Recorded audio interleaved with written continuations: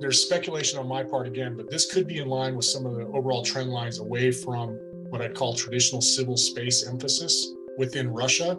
That would be at the far edge of kind of speculation for me to, really, it is in fact speculation, but the signs are kind of pointing in that direction that this is more than just a personnel shakeup, or could be more than that. From the Defense and Aerospace Report, this is The Downlink, a podcast about the intersection of space, the space business, and defense. Not just what's over the horizon, but what's happening above it. I'm your host, Laura Winter. Welcome back, podcasters. A lot happened this week. On Wednesday, the Space Foundation reported that by the end of 2021, the space economy grew to $469 billion.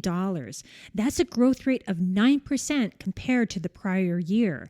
And then on Thursday, the Biden administration announced that it's tapping Lieutenant General Chance Saltzman to take over from General John Raymond in leading the United States Space Force. Raymond is retiring after 38 years in uniform. He served the last 3 as the first Space Force Chief of Space Operations. Saltzman is currently the Deputy Chief of Space Operations for Operations Cyber and Nuclear. But earlier in the week, America's competitors in space were making their own news. This week opened with China launching its Wentian laboratory module up to the Tiangong space station. To get that cabin off the ground, China used its most powerful rocket, the Long March 5BY3. It's massive, 23 tons. But here's the thing. When that make of rocket goes up, it comes back down. And for some reason, China can't control the re-entry. This rocket splashed into the Indian Ocean Saturday. In 2020, it crashed into the Ivory Coast. While no one has been injured, it's left a lot of folks peeved. But the topic of this week's podcast is Russia. President Putin met with his new Russian Space Corporation Director General Yuri Borisov. In the Kremlin's readout, Borisov said Russia would quit the International Space Station sometime after 2024. To understand why Dmitry Rogozin was removed from Roscosmos, who Borisov is, and the security issues Russia's departure from the ISS raises, I spoke with retired Air Force Brigadier General Bruce McClintock and Jan Osburg. Both of them are with the RAND Corporation, and also Chris Stone of the Mitchell Institute. Here's our conversation. Hi, Bruce. Chris, it's great to have you both back. Hey, Laura, it's good to be back. Thanks very much. And Jan, it's a pleasure to welcome you to the Downlink. Hi, Laura. Glad to be here and looking forward to our conversation. Bruce, it's been a while since you were last on the podcast, so please take a moment to introduce yourself and the RAND Corporation's Space Enterprise Initiative, and please don't forget your time in Russia. No, thanks, Laura. So the short version is I spent about 30 years in the Air Force serving as a pilot, primarily an A-10 pilot. I was a weapons officer and a test pilot, so I got to fly a lot of other planes as well. And throughout my career, I spent a significant amount of time studying space policy and capabilities before spending about 2 years in Russia as the U.S. Defense Attaché in Moscow from 2014 to 2016. I've been with RAND since then, and I'm a senior researcher working in a variety of areas related to Eurasia, air power, and space. And I have the privilege of leading RAND's Space Enterprise Initiative, where I work to better connect our space research and researchers internally and externally. And externally, that means not just across the US government, where we have significant contacts, but also with industry and with select international partners. And I offer that last distinction because I love this role since it allows me to help coordinate research across RAND, but also work to initiate research that has long-term implications for space sustainability and security. And Jan, you're also from RAND. This is your first time on the podcast. So tell us about yourself and what you do at RAND. Yeah, sure. So I'm a senior engineer at RAND. I've been at RAND for about 15 years now. And I work mostly on defense and homeland security topics. And they are mostly kind of the technical angles because, my background is aerospace engineering. But yeah, I also contribute to other projects, kind of the way that RAND does things in a very interdisciplinary sort of way. So I've worked on everything from, for example, analyzing the threat posed by small UAS to counterinsurgency and resistance in the Baltic states and how that could deter the Russians. But my kind of educational background and also what I get really excited about is manned spaceflight and humanity expanding into space. And Jan, you also have a deep background in the design and functionality of inhabited space systems. I mean, you've been on multiple expeditions to some Mars analog research facilities in places that are none too hospitable to humans, like Devon Island in the Canadian High Arctic. Take a second and tell us a bit about your experience doing that. Yeah, certainly. Those were definitely good times, and I still think back to those crazy weeks and months of playing Mars Explorer in the desert south of Utah, and then also on Devon Island north, close to the North Pole. That tied into my dissertation research. My dissertation is on the conceptual design of inhabited space systems. So I basically brought together the aerospace engineering aspects and elements of terrestrial architecture because, obviously architects have a lot of experience with designing spaces for humans to live and work in, sometimes in extreme environments. And so we did this series of simulated Mars missions with the Mars Society. They've been pushing and working towards exploring and ultimately colonizing Mars for several decades now. But yeah, so they run these simulated Mars bases, and several times I had the opportunity to go there, either as a crew member or then twice as a crew commander. And yeah, while we were there, we basically, pretended to live on Mars under, simulated conditions. Every time we went outside, we put on a spacesuit. On Devon Island, we also had to watch out for polar bears. That's hopefully something we won't have to worry about on actual Mars. But it was a great opportunity to add a little bit to the science and the knowledge about, how the first Mars expeditions might work out and how to prepare for it to make them successful. And Chris, you are a regular guest, but take a sec to introduce yourself to those who are new to the podcast. Sure. I'm Christopher Stone. I am the Senior Fellow for Space Studies at the Mitchell Institute's Space Power Advantage Center of Excellence in Washington, D.C. area. And I'm primarily focused on national security space-related topics from usually strategic or operational levels, but also from the policy sphere as well.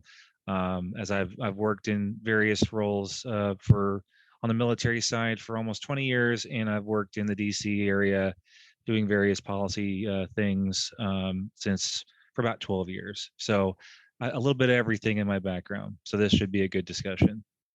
Okay. Now with the introductions done, let's get to the subject at hand. Russia says it's leaving the International Space Station sometime after 2024. While that certainly grabbed headlines, there's a lot more to this story, and it involves kind of Machiavellian court politics. 2 weeks ago, Vladimir Putin sacked the Director General of Russia's space programs. That had been Dmitry Rogozin. Bruce, can you tell us a bit about Rogozin and why was he removed? Sure. Laura, we've discussed Rogozin before in a previous podcast where we talked about the overall decline of Russia's civil space sector. Rogozin is a well-known, close Putin ally, and one could say that his loyalty to Putin has been rewarded for years with key positions in Putin's government, even if he has a track record of failure in the eyes of many. So the bumper sticker for that is loyalty over performance when it comes to Putin, right? So prior to being at Roscosmos, where he's just left, he's been there for the last 4 years, from 2018 to 2022. He was previously the Deputy Prime Minister of Russia in charge of both the defense and space industry. And that was a 7-year tenure position. He was actually in that position while I was in Moscow. Prior to that, he was Russia's ambassador to NATO from 2008 to 2011. He's regularly characterized as far right, often characterized as overly bombastic, and I think fairly. His rhetoric tends to be very colorful, but usually it's nothing more than bluster. One of the most famous examples I can offer you goes all the way back to 2014, and it also has reference to the International Space Station. So that was the first phase of the Crimean conflict, if you will, when they took over Crimea and then had sanctions imposed. Russia had sanctions imposed on it by the West, and Rogozin himself was actually sanctioned. And in that, at that time in 2014, he famously said on his Twitter account that the U.S. should consider using a trampoline to get its astronauts to the International Space Station. And that's because at the time, the United States was dependent on Russia for launch Soyuz capsules to get astronauts up there. That's since changed. Back to my point about a lot of bluster, but not a lot of follow through. Russia, in fact, honored their commitments over the last 8 years in terms of both International Space Station activities and launching, when we needed them, U.S. astronauts to the space station. So that characterizes Rogozin. He tends to oversee organizations as part of a normal pattern of rotation within the Russian administration for loyalists. And somehow they manage to, in our system, one might say, how do they survive when they don't perform and there's a lot of corruption and other things occurring under their watch? But it goes back to the loyalty over performance statement that I made earlier. And where is Rogozin headed, do you think? There's some speculation about that. It is certainly not something that anybody knows firsthand. It's kind of two schools of thought, and I think let's offer the more likely one is the possibility that he's going to get placed in somewhere in the Putin inner circle, some kind of presidential administration type of position. There's also speculation in Russian media outlets that Rogozin might be somebody on a short list to take over as like an administrative head of one of the Ukraine regions that Russia has invaded and occupies. So there's a full spectrum there. One could possibly safely rule out that it's because he's underperforming.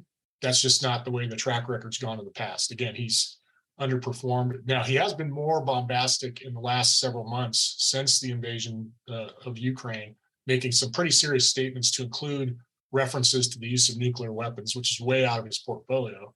But the pattern is that Putin tends to seem to like those kind of statements because he can have Rogozin out there saying these things that are really off the reservation and not have to worry about responding to them. So short answer, it's not clear where he's going, but that's kind of the lay of the land on options. And his replacement, Yuri Borisov, he got demoted from deputy prime minister for the defense and aerospace sectors. He's following in Rogozin's footsteps. What's his story? So Yuri Borisov is definitely nowhere near as well known as Rogozin, although that's changing now with his current position. He's less well known to those outside of the Russia kind of tracking circles. And as you said, he has a very similar career trajectory with, I think, an interesting twist in his background compared to Rogozin. A little bit of bias as a military veteran myself, but Borisov is a military veteran, somebody with 20 years of military service. That included time training at the Radio Electronics Higher Command School. And he went on later to actually get a degree in mathematics from Moscow State University. So whereas I would characterize Rogozin as a pure politician who is a loyalist, Borisov is somebody who is a loyalist who also has technical credibility and military experience. He, as you mentioned, just to make sure we cover those details, it's a very similar career trajectory. It's almost like he's following in the footsteps of Rogozin from one job to the next. Borisov was deputy minister of defense from 2012 to 2018. And then he was the deputy prime minister of Russia from 2018 to 2022. So less is known about him. I actually heard his name a few times when I was in Russia from people that I talked to, some of my interlocutors, when he had responsibilities in the Ministry of Defense. And I would say, if I had to kind of generally characterize the way people referred to him, as kind of hard-edged, somebody that was actually going to get things done. So maybe more of a performer than Rogozin, but that doesn't seem to be his kind of public persona. And why has Putin done all of this firing and demoting and reshuffling? How does this affect the Russian defense and aerospace portfolio and its space programs? Well, so my personal opinion about this, and it's informed to some extent, but not very well informed. So not a lot of analysis here. But I think a few things are noteworthy about this most recent shakeup. Now, first of all, as we talked about earlier, it may just signal a path to other options for Rogozin, right? If Putin is trying to figure out things to do for Ukraine, maybe that was just the way to open the door. It could be the inner circle options that we talked about. So it may have just been, we need to move Rogozin, and the way we'll do it is by go ahead and continue to follow in the footsteps approach with Borisov. There may be something more to that. There's speculation on my part again, but this could be in line with some of the overall trend lines away from what I'd call traditional civil space emphasis within Russia. That would be at the far edge of kind of speculation for me to, really, it is in fact speculation, but the signs are kind of pointing in that direction that this is more than just a personnel shakeup, or could be more than that. Putin met with Borisov on Tuesday. The Kremlin's readout included a reaffirmation that 2024 was the year that or rather after 2024 was the year that they were going to leave the International Space Station. Yet today, Reuters has a contradictory quote from the Roscosmos website. The quote reportedly was from a Vladimir Solovyov. He's the flight engineer for the space station's Russian segment. He reportedly said Russia would stick with the ISS until 2028. Why is there this confusion? So I think the first point I would make about this kind of Kremlin readout and later statements that I think is arguably more important than the near-term confusion is that at least in his opening days, this reflected a closer level of coordination between Borisov and Putin.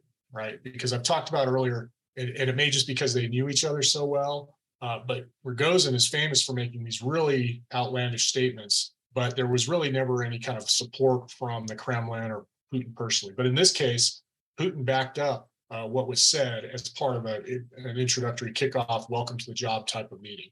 So, and I would also, kind of on the details of the timing, I think what's important to note is that I actually don't think that there is any real disconnect technically between the Kremlin readout and what others are saying. Because if you parse the words as I've seen them, the Kremlin statement actually said after 2024. So it's open-ended, right? It's not like it's 1 January 2024. It could be any time after that, right? So they've opened the door to themselves that allows them to do things along the timelines that align with what the flight director said. Now, even if there is not technically a disconnect, what they've done is they've kind of won the battle of the narrative, if you will, because look at us, we're here talking about this right now, as are NASA and others. But I think really the technical details of this are really not as much of a tremendous concern if it's an after 2024 kind of date. And Jan can talk certainly more than I can to the specific technical details. So I would make more out of the fact that Putin was aligned with what Borisov said, that it was open-ended, and that we can likely adapt if it's some date after 2024. The readout also said Russia's main effort is to build a Russian space station. Why not just shift their human spaceflight operations to the Chinese space station, the Tiangong? It can't be just because Mandarin is the only language spoken on board, or is it? So again, kind of a top level comment I'd make about this is Russia is very good at making aspirational claims, but has more trouble delivering on those claims, right? So it's easy to say now that we, Russia, intend to build our own space station because we are a great space power, and that may never come to fruition. Now, to be somewhat fair, that's not something that's uncommon, at least in terms of timelines in the United States, right? We will say things like, we are going to launch this mission to either low Earth orbit or the moon or beyond in a given time frame, when the technical experts will tell you right away that's not a realistic timeline. So it's not just the Russians, they're probably the worst at it, but my own view is that this is just a way to save face by saying, we are doing this on our own because we are a great space power. Now, my own view is, given the declining state of Russia's civil space sector and the burden of sanctions, it seems highly unlikely that they're going to achieve the goal of building their own space station. As far as the partnering with the Chinese goes, that's a whole nother conversation. They have a hesitancy to partner with the Chinese on a variety of different areas, and the space station is likely another one of those. And I would offer, I think it's because Russia realizes the growing power of China overall, and in space specifically. And they've sensed that, and we've seen signals of that kind of Russian sense of vulnerability to China in other terrestrial areas. Although they have signed some accords with China to do things like moon exploration. So it's not an all or nothing kind of deal. But a space station, it's truly got to be a partnership if you have multiple entities participating. Jan, you're an engineer and an expert in the design of human habitats in space. What happens when and if the Russians leave the space station? So there are multiple ways in which this could play out. First things first, the new director of Roscosmos, basically giving us a 2-ish year warning, will make it more likely that things will end up on the more benign side of the spectrum than based on Rogozin's angry tweets that made it sound like they were literally about to pull the plug and go home within weeks or months. So having a couple of years of lead time and knowing that it's coming puts us in a much better position. That being said, just like, quote unquote, after 2024 is a pretty vague statement. It's also at this point pretty much unknown which way the Russians will pull out. We all hope that it's going to be in a, I don't want to say cordial, but in a at least cooperative way. But they, of course, can also make things go quite badly. So let's go over the ways in which this could play out in order of, let's say, increasing badness. So if they decide to remain relative team players, they just say goodbye, we're out, no more cosmonauts, no more launching new modules or new Progress or Soyuz missions, but leaving the Russian modules in place, for example, since the US paid for one of them anyways, the FGB. That should be manageable as long as NASA and its other space station partners find a way to keep reboosting the station. So the station flies at about 400 kilometers altitude, and there is still a very, very thin but still non-zero residual atmosphere there. And since the station is so huge, football field size with the solar panels and everything, even that little bit of atmosphere causes a drag, which over weeks or months takes out energy, takes out velocity, and therefore the orbit lowers. And so it's kind of a vicious cycle. The lower the orbit, the higher the drag, the lower the orbit, the faster the orbit lowers. So depending on where we are in the sun cycle, how dense the atmosphere is at that altitude, about twice a year at least, the ISS needs a major reboost, more than what the onboard thrusters can provide. And so far that has been done mostly with the Russian Progress cargo vehicle. It has also been done with the European ATV, the Ariane transfer vehicle, but they don't make them anymore, quite literally, and so that's not an option. Lockheed Northrop Grumman has a resupply vehicle that's coming online, the Cygnus, and that has been upgraded over the recent year or so to also provide reboost. And pretty much a month ago, they just proved that they can do it and that it works. But I haven't looked at the exact numbers, so it's not clear that it has enough propulsive capability to fully replace the Progress. If you follow Elon Musk's Twitter, he, in direct response to Rogozin saying, we're going to pull out, so the space station is going to fall down on your head, Elon Musk tweeted basically something to the effect that, we're looking at Cargo Dragon to also fill in that gap. Plus, NASA reportedly has an old module called the Interim Propulsion Module, if I remember correctly, that they built towards the very beginning of the space station partnership, because back then it was uncertain if the Russians would be able to deliver. If that hardware, or at least that design, could be reused, that could be another option. But again, nothing is really fully assured, and 2 years is not a long time, especially when you look at government space development programs. So my guess is there would be another commercial crash effort to do that. I mean, would the Russians try and disconnect their modules and So, quote unquote take them back to Earth? Yeah, so that to me, that would be the next step. Actually, the benign handover would also have to involve handing over ground support and ground control operations, because right now that's done, partly out of Russia, partly out of JAC and Houston. So from what I know, both Russia and NASA can run the space station from their side, just for redundancy reasons. But again, that would require the Russians being good sports about it and properly handing everything over. The next higher level of badness, so to speak, would be if the Russians take their ball and go home.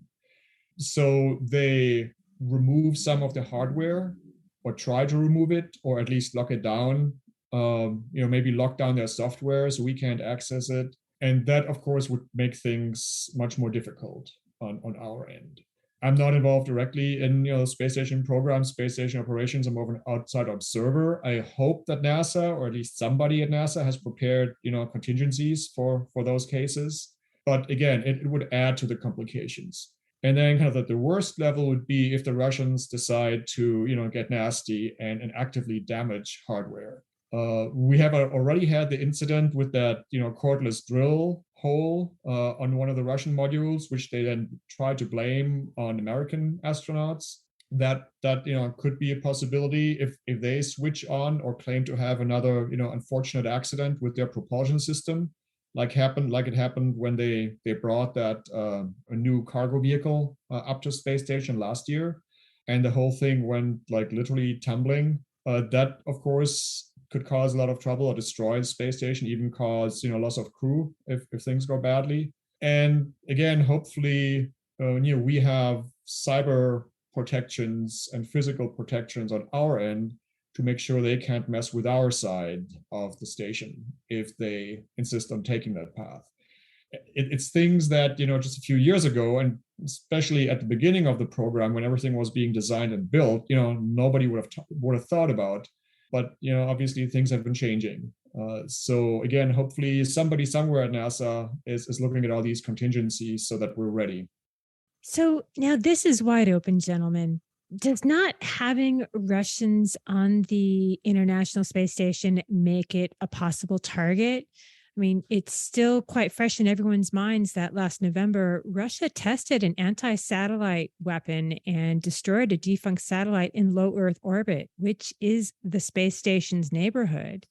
Well, they did that even while their own cosmonauts were on the station. So again, if they try to go that way, there's not much to prevent that on the technical or physical side. This would be a question of diplomacy, deterrence, things like that. I would say that if that, I don't see that coming soon, because typically the Russians have always accused a potential target of having military utility before they start threatening it, such as their threat to go kinetic on the GPS constellation last year.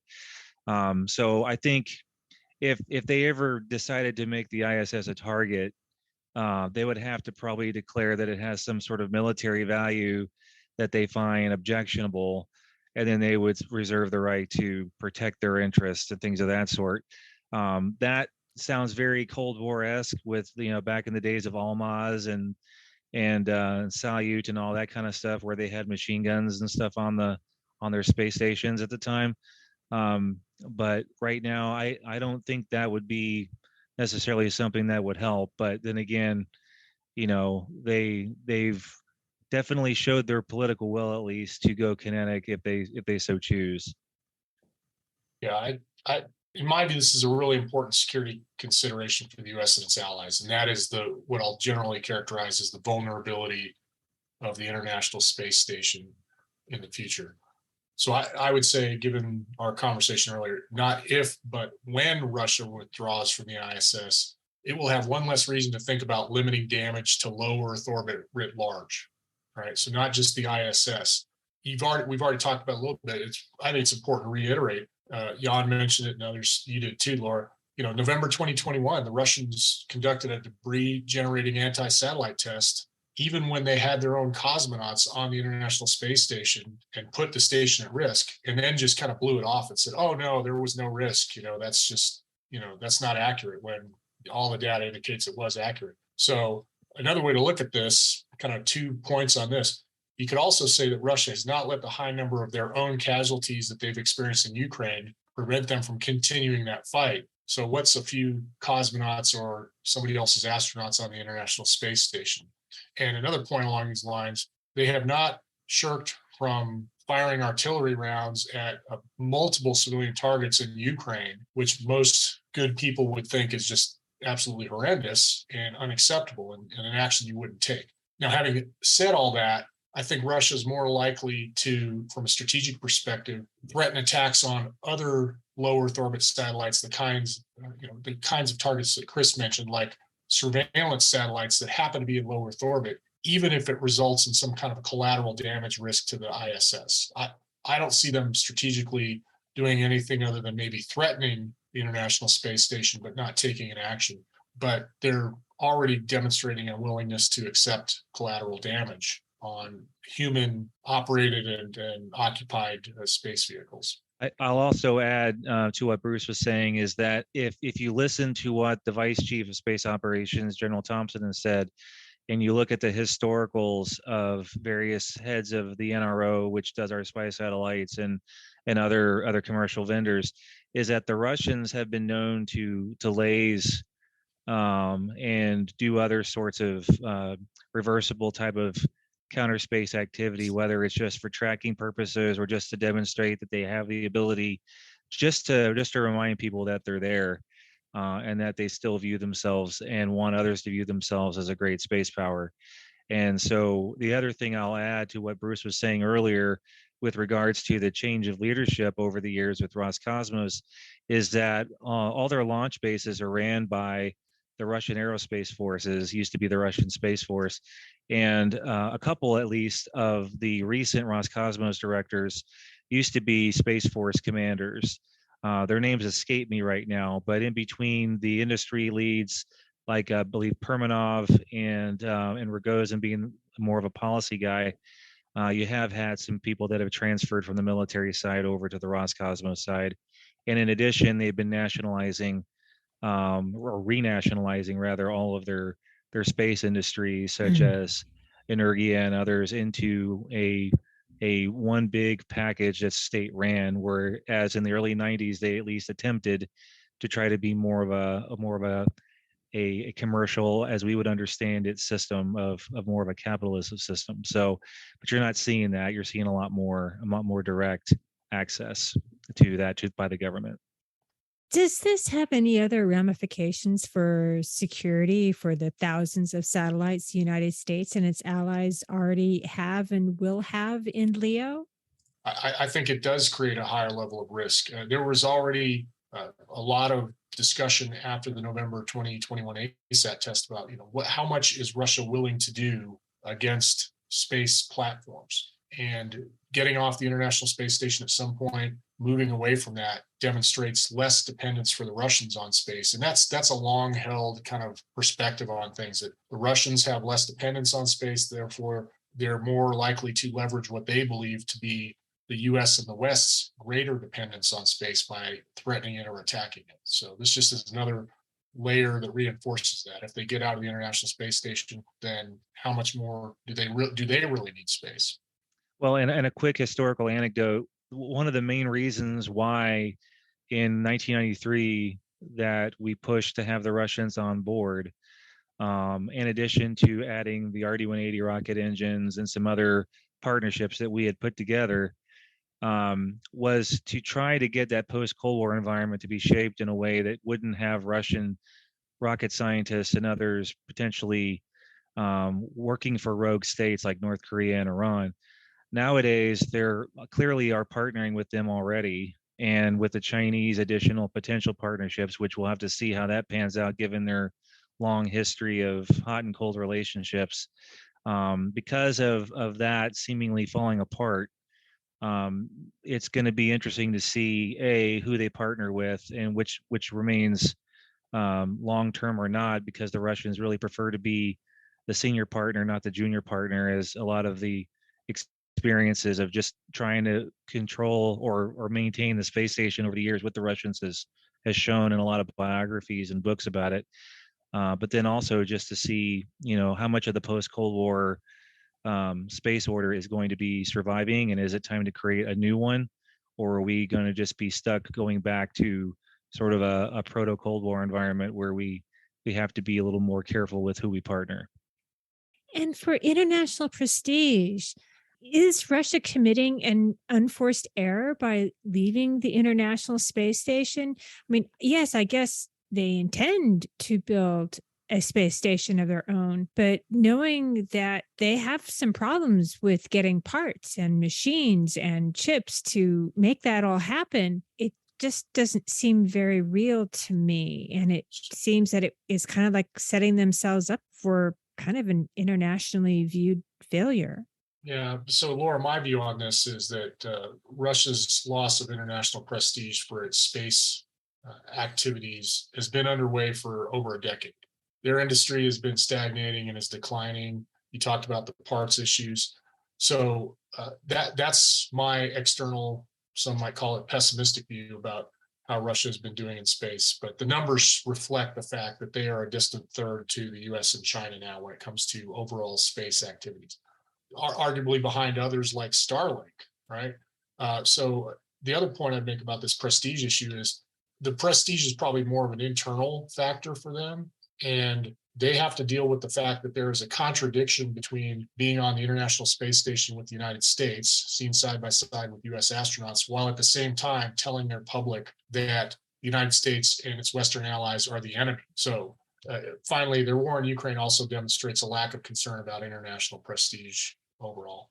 Yeah, and it might be that the Russians these days, see the ISS program and their participation as a money sink rather than a money source. What has changed, the big thing that has changed, is that we in the US now have our own crew launch capability, and so the Russians no longer can rely on those hundreds of millions of dollars that were flowing into their coffers for taking American astronauts to the space station. As Bruce said, their decline has been happening for over 10 years now, and the issue with them leaving ISS is more on the practical side, rather than we need their technology, we need their vehicles, because that's the way it's been designed. But many nations worldwide have leaped way ahead of what I think the Russian space capability is these days. This could accelerate our development, or the West's development of the next generation of space stations. NASA has already started working together with a few US companies to build the next generation of space stations that will replace the ISS, not as a big monolithic platform, but in the form of multiple stations and multiple orbits. That has to happen faster now, though, because we cannot be sure that ISS will be available to start building these new stations. It's always easier to build a new space station by piggybacking onto an existing platform, because then you can use the attitude and orbit control, you can use power, you can use thermal control from that station. It doesn't have to be all on your very first module that you launch. Hopefully, this process with the designing and building the new space stations, the next generation of space stations, will be fast enough that ISS will still be available as a base camp, so to speak.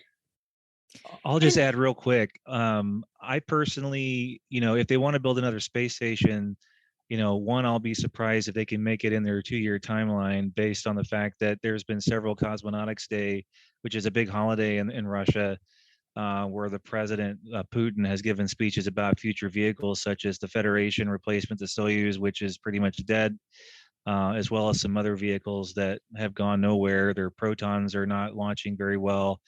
Their upper stages tend to explode a lot lately, creating debris. And basically, if you talk to any of the worldwide commercial or even military folks, the future is not in low Earth orbit from a national, security or a civil exploration. It's in cislunar space.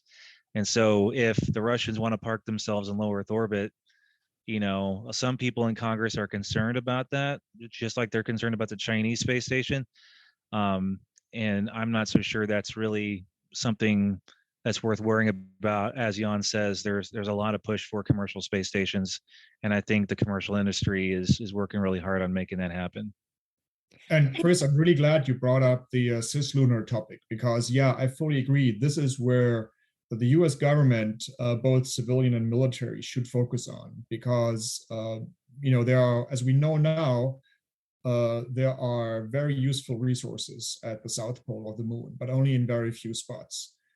My guess is that the first nation who manages to set up shop there, or the first group of nations like NASA and the Artemis program and the Artemis Accords, with over a dozen international partners now, they will help shape the development of cislunar and also translunar space.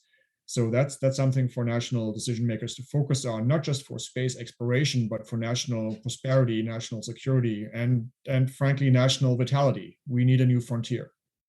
And Chris, I just want to revisit something you said. You said that, when the space station was first being put together and Russians were invited and asked to participate, that it was in an effort to ensure that those rocket scientists, for lack of a better word, wouldn't go work for rogue nations. So that makes me think, well, in the future, will the U.S. ever cooperate with Russia again in space? I don't think that it's so much the United States' wish that we don't partner with the Russians. I think it's probably more up to the Russian Federation. Obviously, we decided during the period of détente in the 70s to do a test project to try to operationalize the astronaut rescue treaty to have a common docking mechanism. Now we have a common docking mechanism that's now a standard across commercial and various nation states. So I'm sure that once things get improved with the leadership in Russia and things eventually calm down again, whenever that is, sometime after Putin, most likely, I would not be surprised if the hand is extended again for partnership. But because of the strategic situation as it is, with both the Chinese and the Russians, their efforts and their activities on Earth and in space are making it very difficult for us to do that. And lastly, this is an important aside. U.S. Secretary of Defense Lloyd Austin is headed to Southern Command and Brazil. And Brazil does have a space program, and both Russia and China are working to expand their footprint in Central and South America. There's supposedly a spaceport project in the offing. What does the defense secretary need to accomplish for space and security on this trip? So I would offer that he needs to just keep the relationship strong and build on the existing foundation of cooperation that's already out there. I mean, most people that don't track it very closely probably don't even realize that the United States Department of Defense and Brazil already have a number of agreements for space cooperation going back a few years. Brazil signed a space situational awareness agreement back in 2018, which is, I sometimes refer to that as the gateway drug to security cooperation with the United States, because the first step is always, we need to cooperate on sharing information. But they also have a research, design, testing, and evaluation agreement.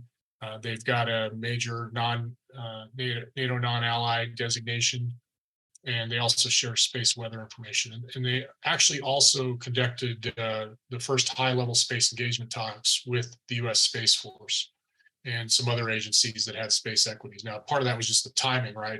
That's about the same time that Space Force stood up. We have some other very close allies in the national security arena for space. So Brazil is one of them.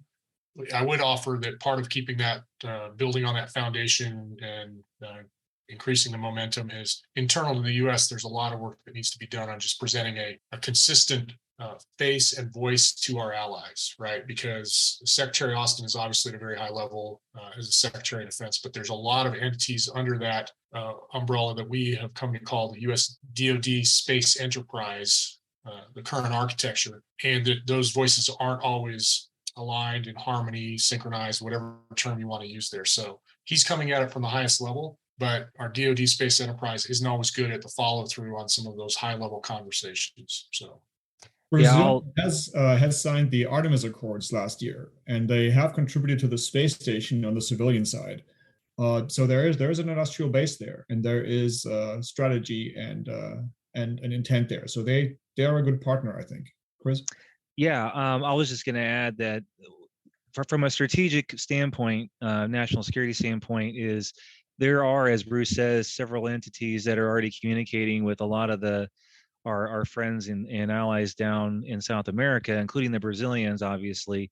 The Brazilians, one thing that wasn't mentioned is the fact that Brazil has a launch site area known as Alcantara that is a lot closer to the equator than even the Europeans' French Guiana Kourou launch site. And that makes it an ideal piece of real estate for launching just about anywhere with a lot less energy needs than you would at a higher or lower latitude. And so as a result, that's one of the areas of interest in partnership. The other thing is that if you look at a lot of the South American countries, several of them are heavily influenced by the Chinese and the Russians, and for space activities, whether it's for tracking stations and things of that sort, as well as education and other forms of partnerships. So I think for the Secretary of Defense to be going down there is great. I really hope that the international and security cooperation folks and the intel folks are giving them good background on what kind of activities that they're working with other countries, both our friends and also those that we're a little concerned with about what's going on in our own backyard, so to speak. But I think that Brazil, being a large non-NATO ally in the region, as well as other countries like Peru and Argentina and Chile that are showing interest in partnering with the United States, I think that's an opportunity that we should take up and treat very seriously, because we have a reputation of kind of ignoring that part of the world, and I think that's probably a mistake and that needs to be rectified. Gentlemen, thank you so much for your time. Yeah, it's been an absolute pleasure. Thank you, Laura. Thanks. Yeah, thank you. Very interesting discussion. That's it for this week. If you like what you're hearing, follow the Downlink on Twitter and subscribe to the podcast on your favorite podcast platform. For the latest defense news and analysis, listen to the Daily Defense and Aerospace Report podcast hosted by Vago Muradian, and listen to Cavis Ships to hear the latest on what's happening in the maritime domain. I'm Laura Winter, and thank you for listening.